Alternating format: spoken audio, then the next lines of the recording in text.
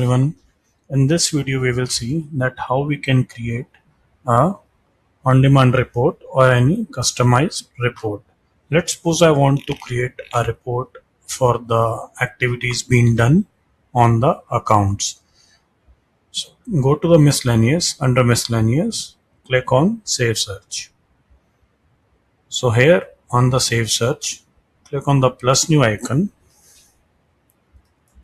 add the name of a report you want to create, select the module for which you want to create a report, then click on edit rules, add rules as per your requirement, like what all information you want to see or on what basis you want to have the information,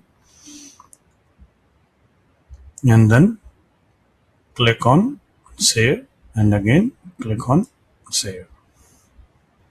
So this is how you can create a report for any section you want.